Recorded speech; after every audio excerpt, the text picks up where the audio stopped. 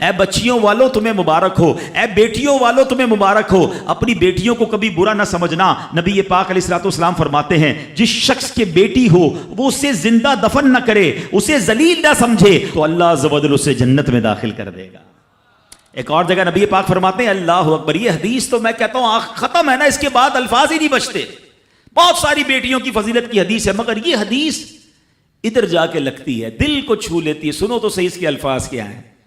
اللہ کے نبی فرماتے ہیں بیٹیوں کو برا مت کہو، میں بھی بیٹیوں والا ہوں۔ ہائے ہائے، ختم ہو گئی نا بات ہے۔ اللہ کے نبی نے صلی اللہ تعالی وسلم نے اپنی نسبت بیٹیوں کی طرف فرمایا میں بھی بیٹیوں والا ہوں۔ بے شک بیٹیاں تو بہت محبت کرنے والیاں، غم گسار اور بہت زیادہ مہربان ہوتی ہیں۔ سنو بیٹیوں والو اور بہنوں والو، اللہ کے حبیب کیا فرماتے ہیں صلی اللہ تعالی علیہ وسلم، میرے نبی کا فرمان ہے کہ جس کی 3 بیٹیاں یا بہنوں کی اس طرح پرورش کرے، ان کو ادب سکھائے، ان سے مہربانی کا برتاؤ کرے، یہاں تک کہ اللہ عز و جل اسے بے نیاز کر دے، یعنی ان کا نکاح ہو جائے، تو اللہ تعالیٰ اس کے لیے جنت واجب فرما دیتا ہے۔ یہ ارشاد سن کر ایک صحابی کھڑے ہو گئے۔ صحابہ کے سوال بھی بڑے کمال کے ہوتے ہیں۔ یقین کرو ہمارے بہت سارے کام سیدھے جو ہے نا، ہمارے لیے بہت ساری آسانیاں صحابہ کے سوالات نے کر دی۔ اب ہو سکتا ہے یہاں میرا کوئی بھائی ایسا بیٹھا ہو جس کی 3 بیٹیاں نہ ہوں، وہ کہتا ہے میری تو 2 ہیں۔ صحابی نے سوال کیا حضور اگر کسی کی 2 ہوں تو اللہ، اور 2 لڑکیوں کی پرورش کرے تو ارشاد فرمایا اس کے لیے بھی یہی اجر و ثواب ہے۔ راوی فرماتے ہیں یہاں تک کہ اگر ایک بیٹی کا بھی لوگ ذکر کرتے تو نبی پاک اس کے بارے میں یہی فرماتے۔ مگر ایک روایت اور بھی موجود ہے کہ ایک صحابی نے کھڑے ہو کر کہا حضور اگر کسی کی 1 بیٹی ہو، اللہ کے نبی نے فرمایا 1 بیٹی ہو تو بھی جنت واجب ہو جاتی ہے۔ بیٹیوں پر شکایت، بیٹیوں پر منہ چڑھاتے ہو، بیٹیوں پر لڑائی کرتے ہو، اللہ اکبر، یہ تو جنت میں جانے کا ٹکٹ ہے۔ تو اپنی بیٹیوں سے پیار کریں۔ اور باپ جتنے بیٹھے نا، مجھے پتا ہے وہ میری بات کی تائید کریں گے، شاید پیدائش پہ منہ چڑھایا ہوگا کسی نے، لیکن آج بھی باپ سے زیادہ کلوز بیٹی ہی ہوتی ہے۔ پیار وہ باپ سے بیٹی ہی کرتی ہے، گھر جاؤ تو بیٹی باپ کا انتظار زیادہ کرتی ہے۔ اور اسلام عورتوں کے حقوق کی شاندار انداز سے بیان کرتا ہے۔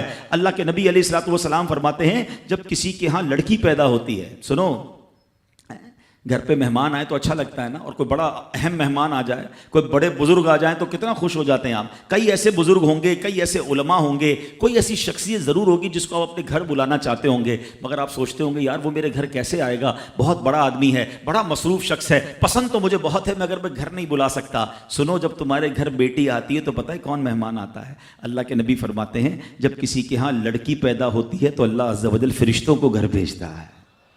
ہاں، آپ کے گھر فرشتے آتے ہیں اور کیا کہتے ہیں؟ فرشتے آ کر کہتے ہیں اے گھر والوں تم پر سلامتی ہو۔ پھر فرشتے اس بچی کو اپنے پروں کے سائے میں لیتے ہیں، اس کے سر پر ہاتھ پھیرتے ہوئے کہتے ہیں یہ کمزور سی جان ہے جو ایک کمزور جان سے پیدا ہوئی ہے، جو شخص اس کمزور جان کی پرورش کی ذمہ داری لے گا تو قیامت تک مدد خدا اس کے شامل حال رہے گی۔ تو اب کبھی بھی بیٹیوں پر زیادتی نہیں ہونے دینی۔ ہاں، بیٹیوں کی دعائیں لو، بیٹیوں کی خدمت کرو۔ اور میں نے خود دیکھا ہے، آپ نے بھی دیکھا ہوگا، میں نے دیکھا ہے، بلکہ میں نے ایک طرح سے انٹرویو لیا ہے ایک رشتہ دار کا کہ یار آپ کی 4 بیٹیاں ہیں، 3 بیٹیاں ہیں، کہتا ہے یار جب سے بیٹیاں آئی ہیں پتہ نہیں رزق کدھر سے آ رہا ہے۔ بیٹیاں تو کیا آئی ہیں، اللہ نے رحمت کے دروازے کھول دیے ہیں، کیونکہ اس نے منہ نہیں چڑھایا۔ کچھ ہوں گے ایسے بیٹیوں والے جن کا ہاتھ تنگ ہوگا، تو غور کرو جب بیٹی ہوئی تھی تو شکر کیا تھا یا شکوہ کیا تھا؟